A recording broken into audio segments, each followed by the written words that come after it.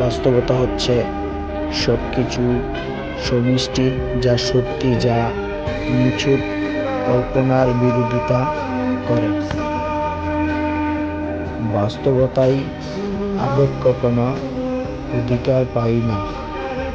তাই মানুষ সহজ, সরল, সুন্দরভাবে জীবনযাপন করতে পারে। স্বপ্নকে বাস্তবতায় রূপ দেওয়ার জন্য প্রয়োজন আদর্শ আদম ইচ্ছাশক্তি, চেষ্টা আর পরিশ্রম।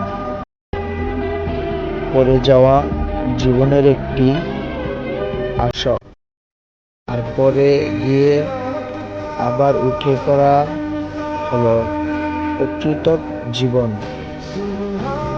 তুমি একটি মৃত্যু গাছকে যতই জল দাও না কেন, সে কখনোই বেঁচে উঠবে না। বাস্তব যেটা, সেটাকেই মেনে নেওয়া উচিত। আশা করবেন না আপনি যেটা ভেবেছেন বা আশা করেছেন সেটাই ঘটবে।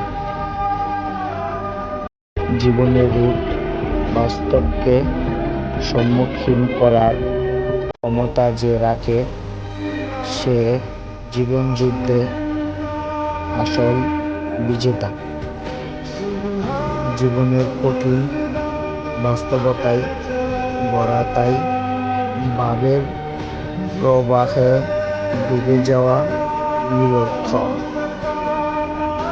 সুন্দর জীবন পথে চলতে গেলে কঠিন থেকে কঠিনতম বাস্তবের সম্মুখীন হতে হবে। তাই বলে থেমে গেলে চলবে না। সামনের দিকে সর্বদাই এগিয়ে চলতে হবে। রামধনু দেখার ইচ্ছে থাকলে বৃষ্টির সঙ্গেও আপনাকে যুদ্ধে হবে। বাস্তবে এই তিনটি জিনিস মেনে চললে কখনো আপনাকে আফসোস করতে হবে না, কখনো জবাব দেবেন না। যখন রেগে থাকবেন তখন উত্তেজিত হবেন না। যখন আনন্দ থাকবেন তখনও কোনো সিদ্ধান্ত নেবেন না। যখন দুঃখী থাকবেন,